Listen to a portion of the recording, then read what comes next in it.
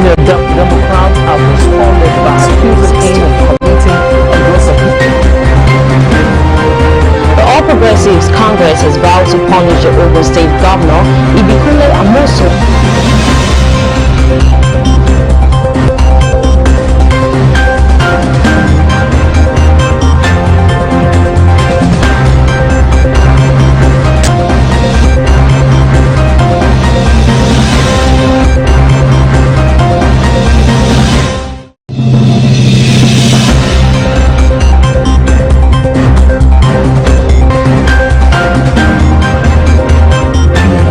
To 15.7 trillion naira at the end of December 2019. Senior Democrats have responded by accusing him of committing aggressive.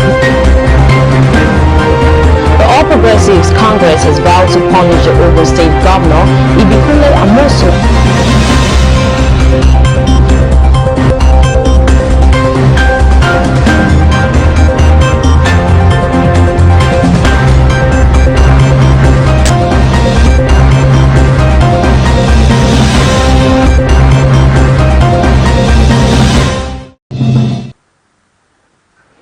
Welcome to News Desk on Celebration TV. I am Comfort James, and it is many thanks for joining us. Quickly a look at the news making the rounds for today. State assemblies will get amended constitution bill in February, says National Assembly. Sudanese barricade streets as two-day civil disobedience starts. U.S. Capitol Riot Committee issues subpoena to Rudy Giuliani. Buhari didn't direct anyone to remove petrol subsidy, says Lawan. Ghana eliminated from AFCON after 3-2 loss to Comoros. Do well to stay with us to bring you the news in details just right after this time out.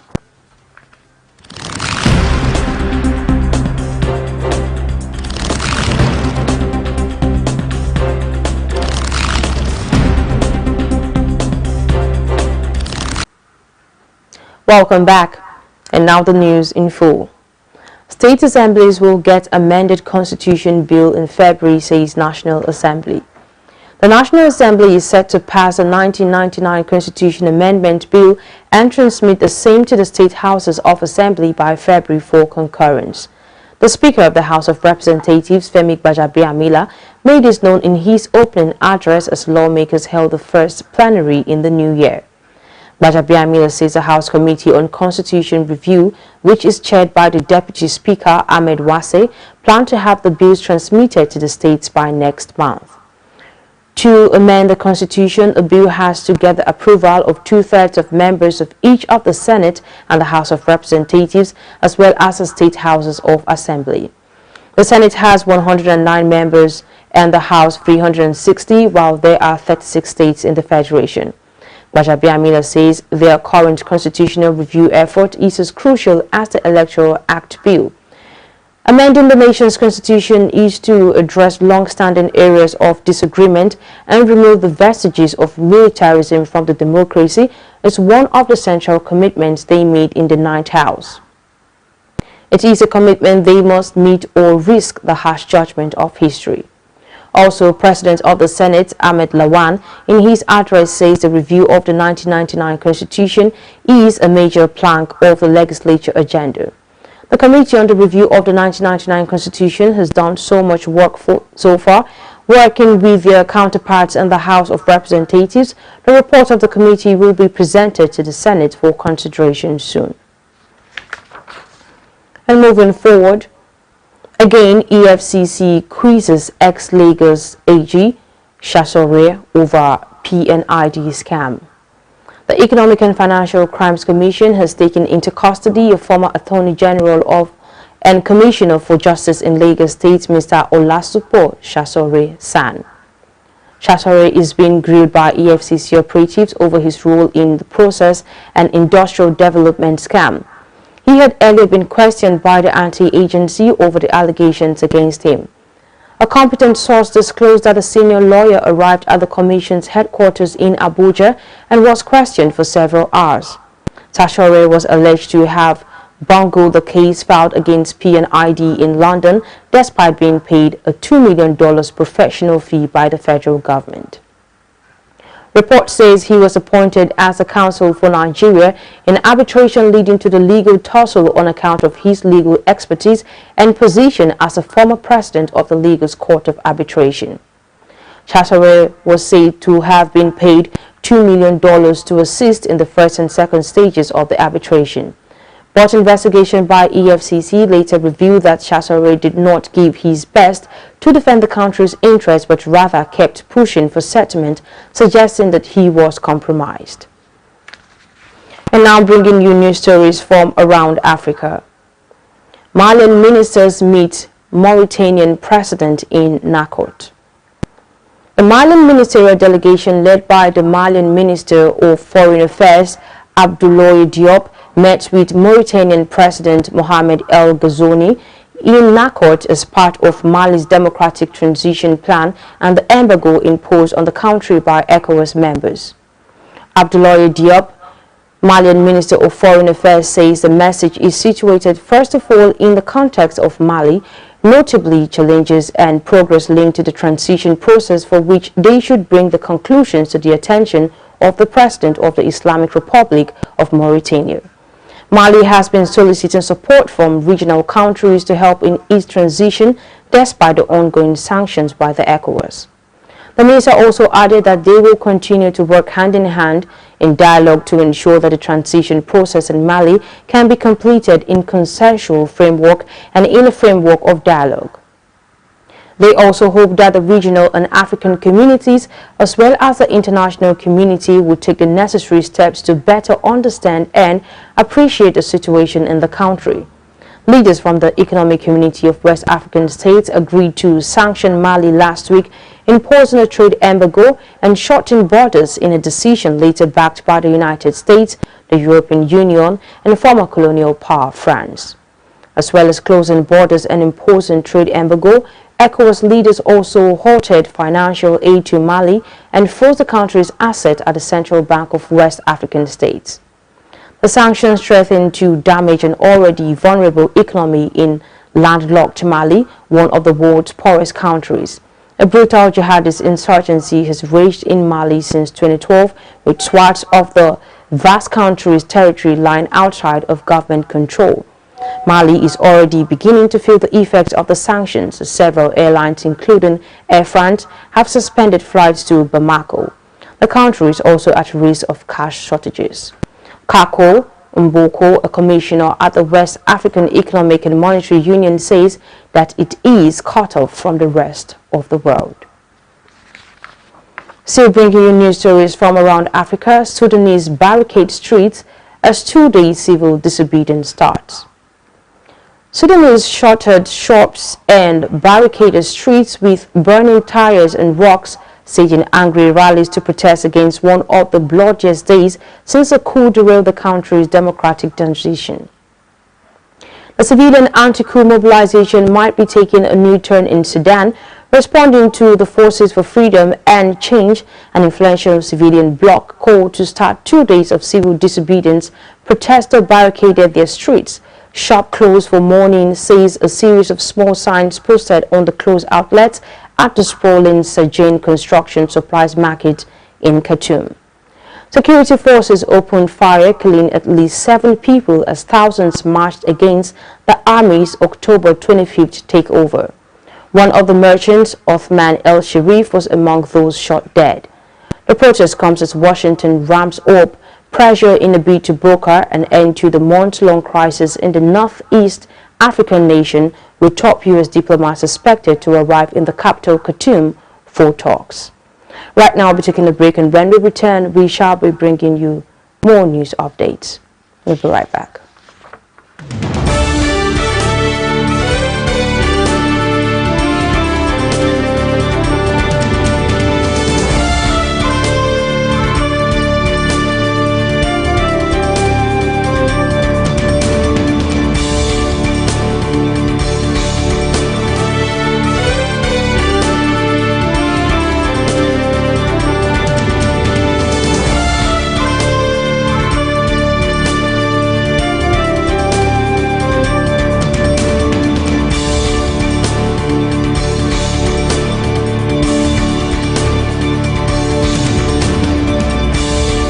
What business are you planning to showcase to the world?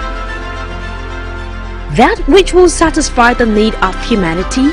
Of course, with Celebration TV, it will get the desired reciprocation you long for. We are committed to giving your business and services that quality touch of class, and you will be happy you made the right choice by placing that investment of yours on the right platform.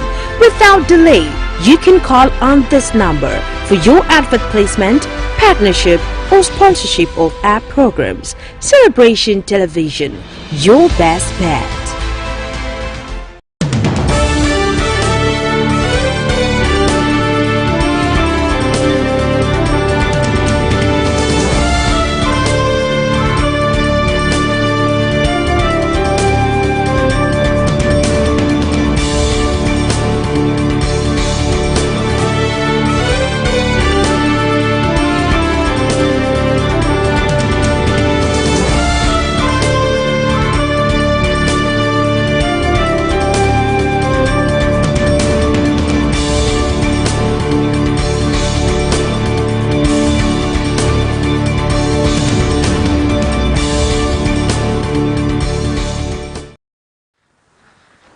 Welcome back. So on News Desk, U.S. Capitol Riot Committee issues subpoena to Rudy Giuliani. The congressional panel investigating last year's U.S. Capitol riot have issued a subpoena to former President Donald Trump's personal lawyer, Rudy Giuliani. The House of Representatives Committee demanded Mr. Giuliani and 3 others hand over documents and sit for depositions on 8 February. Mr. Giuliani traveled the U.S. after the 2020 election to promote the baseless claim that Mr. Trump had won the vote. The riot on 6 January 2021 was talked by falsehoods about mass voter fraud. Subpoenas were issued to 3 other Trump associates. Benny Thompson, the Democratic lawmaker who is leading the House Select Committee, says in a statement that all 4 aides advanced unsupported theories about election fraud, pushed efforts to overturn the election results, or were in direct contact with the former president about attempts to stop the counting of electoral votes. It is not clear whether the 4 of them intend to comply with the committee. If they refuse, they could be held in contempt of Congress and face possible criminal prosecution. The subpoena calls on Mr. Giuliani, a longtime ally of Mr. Trump, to submit a sworn testimony and provide documents. The document charges that Mr. Giuliani and Ms. Powell urged Mr. Trump to seize voting machines around the country after being informed by the Department of Homeland Security that it had no lawful authority to do so. On the day of the riots, Mr. Giuliani addressed the crowd of Trump supporters outside the White House and called for trial by combat. Later, as the mob was storming the building, he called senators in a further effort to halt Joe Biden's certification as president. In another development, Blinken flies to Europe amid Russia invasion fears. U.S. Secretary of State Antony Blinken traveled to Europe amid mounting fears that a Russian invasion of Ukraine could be imminent. Mr. Blinken will hold discussions with President Volodymyr Zelensky in Kyiv before meeting with his British, French and German counterparts in Berlin. On Friday, he will meet Russia's Foreign Minister Sergei Lavrov in Geneva. Russia has repeatedly denied any plans to launch an attack on neighboring Ukraine. However, senior U.S. officials say that Moscow could launch an invasion at any point. The White House Press Secretary Jen Psaki told reporters that Russia's buildup of tens of thousands of troops near its border with Ukraine had created an extremely dangerous situation. She says that no option is off the table to avoid conflict breaking out, and added that what Secretary Blinken is going to do is highlight very clearly there is a diplomatic path forward.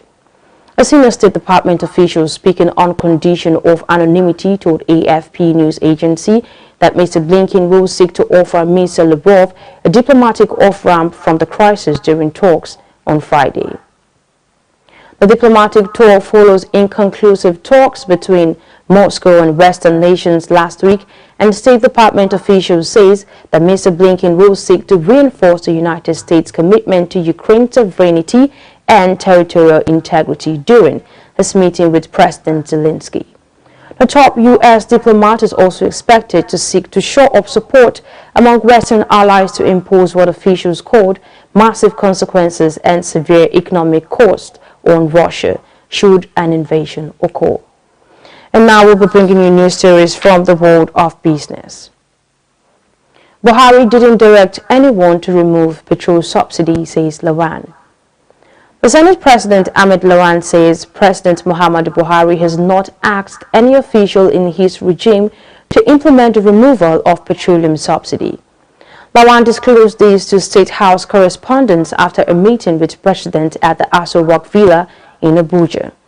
According to him, the purpose of the visit is to convey the concerns of the various constituencies represented at the National Assembly over certain issues, especially the proposed removal of fuel subsidy. The Minister of Finance, Budget and National Planning, Zainab Ahmed, had last October said the federal government will provide petrol subsidy for only the first 6 months of 2022. This, she says, was part of efforts to deregulate the sector altogether. She says in their 2022 budget, they only factored in subsidy for the first half of the year. In the second half of the year, they look at the completion and the deregulation of the sector, saving foreign exchange and potentially earning more from the oil and gas industry.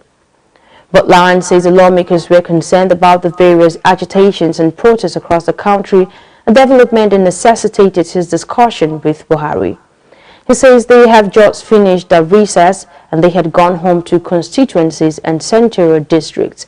They felt the pulse of the people, and he found it necessary to visit Mr. President as a leader of the government and a leader in the country to discuss this particular issue of concern to Nigerians.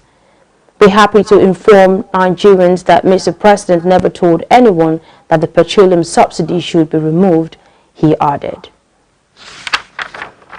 Still from the world of business, rice production hits 9 million MT in 2021, says Emefiele. The governor of the Central Bank of Nigeria, Godwin Emefiele, disclosed that rice production in the country rose to 9 million metric tons in 2021 from about 5.4 million metric tons in 2015. Emefiele, who disclosed this at the unveiling of 13 rice pyramids in Abuja by the President Muhammadu Buhari, attributed the increase in production to interventions in the agricultural sector by the federal government. According to him, one of such interventions is a CBN Anchor's Borrowers Program, which has built a sustainable framework for financing smallholder farmers in Nigeria.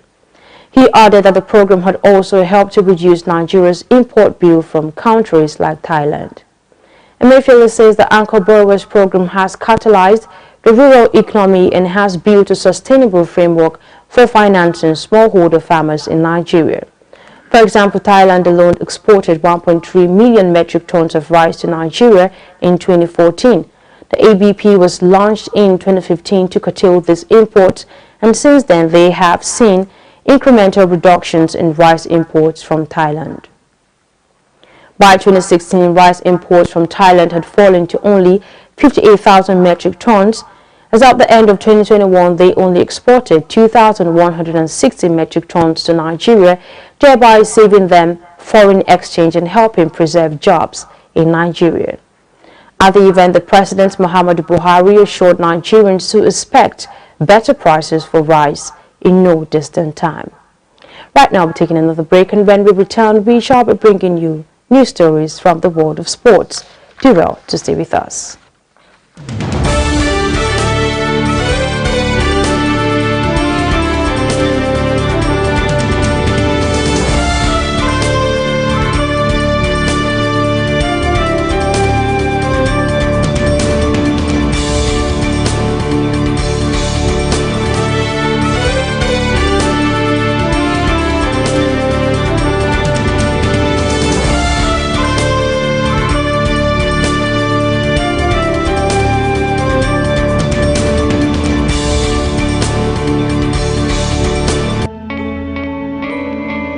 Hello, have you been searching for an appropriate platform to advertise and promote your product and services? Are you a minister of the gospel and you want your message to spread across the globe? Stop this search. We've got the coverage to give your voice and ministry the amplification you require. To get a rewarding and cost-effective solution to that business idea of yours, Celebration TV is here to take your dream to the climax. We provide the following services: voiceover production, documentary packages, video production of your event, video editing, script writing, affordable live broadcast of your events, and more.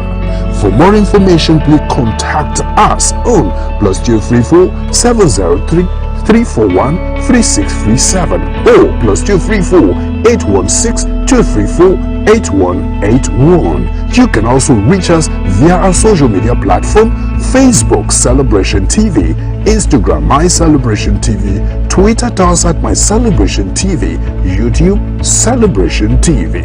And you can send us a mail at celebrationtelevision@gmail.com.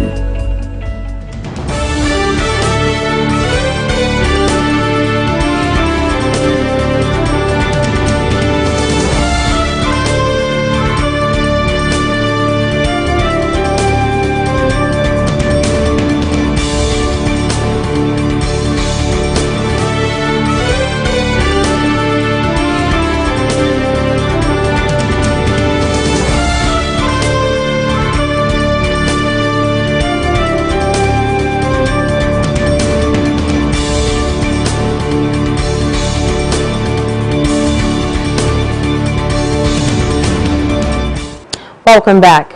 In sports news now. Ghana eliminated from AFCON after 3-2 loss to Comoros. Four-time champions Ghana were eliminated from the African Cup of Nations after crashing 3-2 to Minos Comoros in Group C in Garoua. The Black Stars had captain Andre Ayew sent off after 25 minutes and after wiping out a 2-goal deficit, lost when Comoros' Ahmed Mogni scored his second goal 5 minutes from time.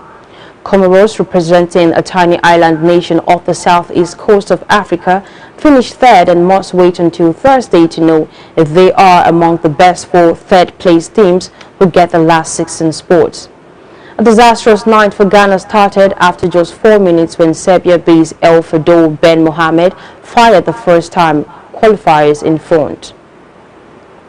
Mogni, who plays for French third-tier club Annecy, added a second just past the hour, only for 10-man Ghana to hit back through goals from Richmond Bakie and Alexander Jitko. Mogni struck again when he pushed a low cross from Ben Jaloud past goalkeeper Joseph Wallacott to give the Islanders a stunning triumph. In Yaoundé, Gabon led twice through Jim Alavina and Naïf Agued own goal, while Soufiane Boufal and Akat Hakimi netted for Morocco. In the sports news and finally on News Desk, Chelsea's winless run continues with Brighton draw.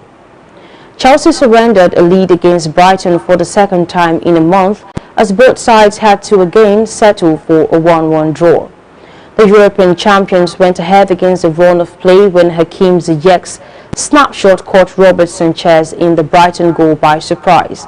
But the Blues have now just one of their last 7 league games as Adam Webster's towering header earned Brighton a fully deserved point. They remain third in the table, 12 points behind leaders Manchester City, having played a game more. Brighton were again faster out of the blocks after half-time, and Kepa Arrizabalaga did brilliantly to turn Alexis McAllister's deflected shot onto the post. But Chelsea's reprieve did not last long, as for the resulting corner, Webster was given a free run to power home from McAllister's cross. Lukaku had Chelsea's one clear chance to retake the lead when Sanchez made amends for his error by blocking the ball into the side netting. Should Tuchel's men fail to turn things around at Stamford Bridge, they could return from Abu Dhabi with their place in the top 4 under severe threat as the chasing pack make up the games in hand. And that's the size of the news for today from News Desk on Celebration TV. But in case you missed out, here's a recap of the news making the rounds. State assemblies will get amended constitution bill in February, says National Assembly. Sudanese barricade streets as 2-day civil disobedience starts. U.S. Capitol Riot Committee issues subpoena to Rudy Guliani. Buhari didn't direct anyone to remove petrol subsidy, says Lawan. Ghana eliminated from AFCON after 3-2 loss to Comoros. And now to the photo of the day. You will always be faced with many opportunities, but then in life, it is left to you to be wise to make the right choices at all times. It is important that you look before you leap. We also want to hear your thoughts on the photo of the day, so do well to get back to us via our social media handles on Facebook, Celebration TV, on Instagram, My Celebration TV, on Twitter at My Celebration TV, and on YouTube, Celebration TV. Now, your positive contribution to the wellness of the society you find yourself or the organization you work defines your leadership might. As an individual who knows what to do and do without expecting to be pushed, has backed his ways to success. So be it known today that everything we do, think, feel and believe either has a positive or negative effect on humanity and our national well-being. So be a part of nation building today. I am Comfort James, and it is many thanks for watching.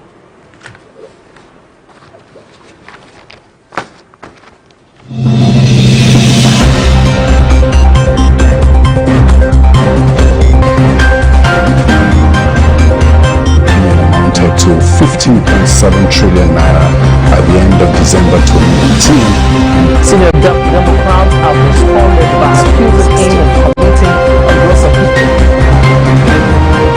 The All Progressives Congress has vowed to punish the Ogun State Governor Ibikunle Amosun.